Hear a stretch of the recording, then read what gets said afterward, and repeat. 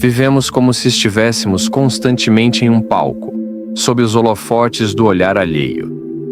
Não importa o quanto tentemos negar, a necessidade de aprovação se infiltra nos gestos mais simples, na escolha das roupas, nas palavras que escolhemos dizer ou silenciar, nas opiniões que suavizamos para não ferir sensibilidades.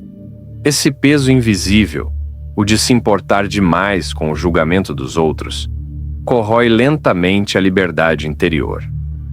Montaigne já percebia isso no século XVI. Em seus ensaios, ele se coloca como objeto de análise, revelando suas fragilidades, medos e contradições sem pedir desculpas. Ao fazer isso, desafiava a mentalidade de sua época, marcada por uma moralidade rígida e pela obsessão com a reputação. Ele sabia que o excesso de preocupação com a imagem é uma prisão sutil. Quanto mais buscamos agradar, menos vivemos segundo nossa própria medida. Do ponto de vista psicológico, essa preocupação constante se traduz em ansiedade, em ruminações intermináveis, em noites mal dormidas. Erving Goffman, sociólogo do século XX, descreveu a vida social como um teatro. Todos nós atuamos papéis diferentes para públicos diferentes. O problema surge quando a performance se torna tão pesada que esquecemos quem realmente somos fora do palco. O ator se perde no personagem e o ser humano desaparece atrás da máscara. Esse fardo é particularmente cruel na era contemporânea. As redes sociais amplificaram a lógica do aplauso e da vaia. Cada postagem, cada imagem, cada opinião exposta é medida em curtidas, comentários e compartilhamentos. O palco nunca fecha as cortinas. A vigilância é constante. E a sensação de fracasso inevitável, porque sempre haverá alguém mais bonito, mais bem-sucedido, mais amado. O peso de se importar demais não se mostra de forma estrondosa. Ele age no silêncio. É a hesitação antes de falar, o nó no estômago diante da desaprovação, a autocensura que nos impede de tentar algo novo por medo de críticas. É o fardo de carregar expectativas que nunca foram verdadeiramente nossas. Nietzsche chamou isso de moral do rebanho. Uma vida guiada não pela força interior, mas pelo olhar coletivo. Nessa condição, o indivíduo não age, apenas reage. Vive como reflexo, nunca como fonte. E quanto mais nos deixamos moldar pelo juízo dos outros, mais distante ficamos de nossa própria essência. Montaigne nos convida a enxergar esse peso invisível. Ele não propõe que nos tornemos indiferentes ou arrogantes, mas que reconheçamos o quanto nos escravizamos por querer controlar algo incontrolável, a opinião alheia. Essa consciência é o primeiro passo para a libertação. No fundo, todos sentimos essa dor. O medo de não ser aceito, de ser visto como inadequado. Mas talvez seja justamente aí que começa a verdadeira liberdade. No momento em que ousamos sustentar nossa imperfeição diante dos olhos do mundo. Poucos homens foram tão corajosos em olhar para dentro quanto Michel de Montaigne. Seus ensaios não são tratados frios de filosofia, mas confissões vivas, íntimas, muitas vezes desconfortáveis. Ao escrever sobre si, Montaigne não buscava criar uma imagem perfeita. Pelo contrário, expunha suas dúvidas, seus medos, suas contradições. Ele não se apresentava como mestre iluminado, mas como ser humano em processo. Esse gesto, aparentemente simples, é revolucionário. Em uma época marcada pela pompa, pela rigidez da honra e pela máscara social, Montaigne ousou viver consigo mesmo. Isso significa algo mais profundo do que se afastar do mundo. É aprender a suportar a própria companhia sem precisar fugir constantemente para as distrações. Hoje, essa lição é ainda mais urgente. Vivemos em um tempo em que a solidão é temida como uma sentença de fracasso. Ser visto sozinho em um restaurante ou caminhar sem companhia já desperta olhares de estranhamento.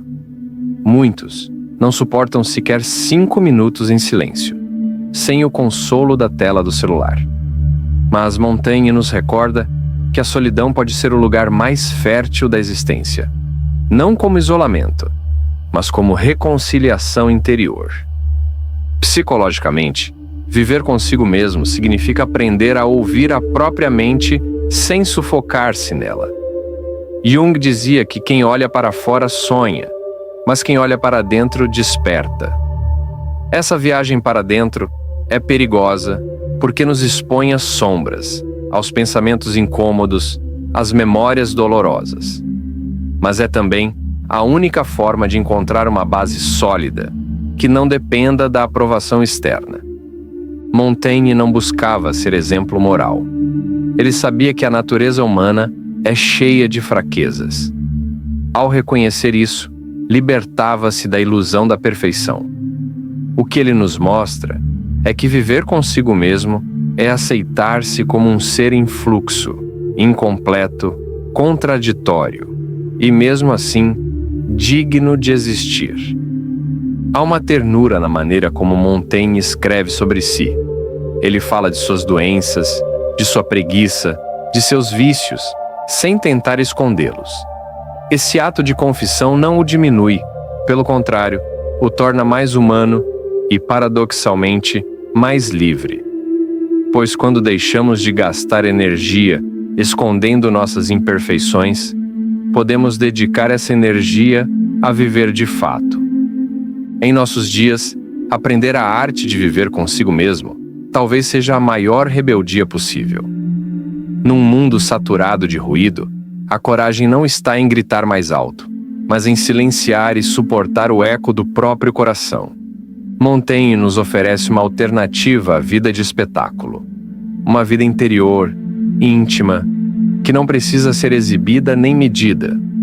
Uma vida que não teme a solidão, porque aprendeu a transformar o silêncio em companhia. Viver consigo mesmo não é se isolar, mas se reconciliar. É descobrir que, por trás do medo de ficar só, há um espaço vasto de liberdade. Muitas vezes confundimos desapego com indiferença. Pensamos que deixar de se importar é o mesmo que se tornar frio, apático, incapaz de amar. Mas Montaigne nos mostra que o verdadeiro desapego não nasce da ausência de sentimentos, e sim de sua maturidade.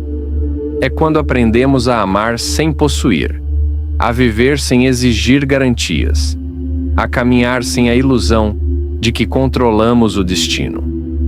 O apego excessivo é um veneno invisível. Apego à opinião dos outros, apego a resultados, apego a ideias fixas sobre quem deveríamos ser.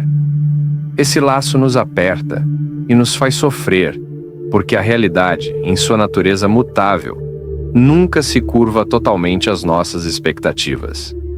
Schopenhauer dizia que a vida oscila entre a dor e o tédio.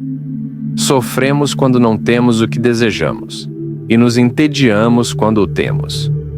O desapego, nesse sentido, é uma forma de romper esse ciclo. Para Montaigne, desapegar-se não é abandonar o mundo, mas se libertar da tirania dele. Não é virar as costas à vida, mas viver nela com mais leveza.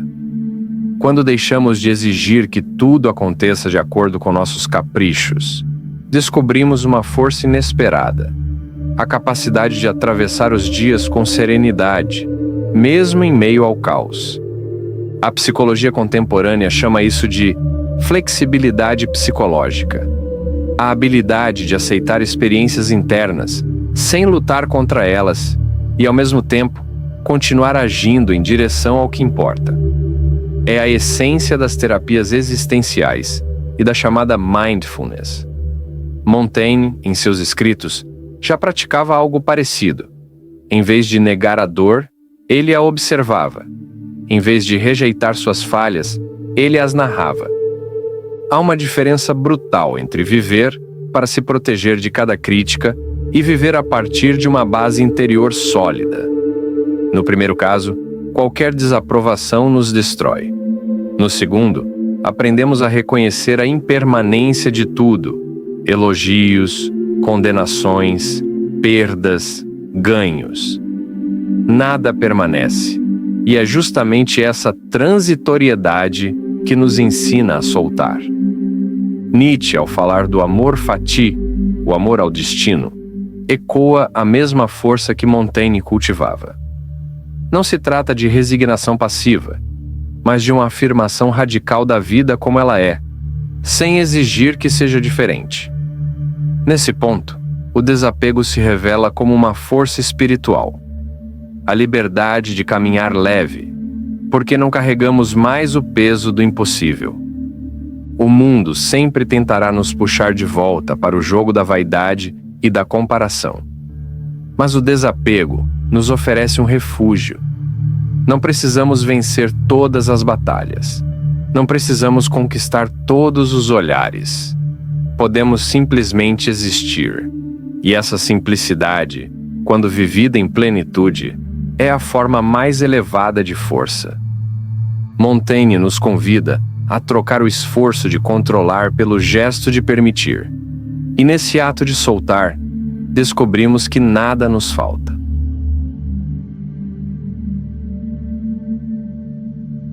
A filosofia ganha vida quando se encontra em histórias. Montaigne sabia disso. Em seus ensaios, entrelaçava reflexões com episódios da história romana, exemplos de reis, soldados, poetas e até de camponeses anônimos. Ele compreendia que a sabedoria não está apenas nas teorias, mas nas vidas que ousaram desafiar o olhar alheio.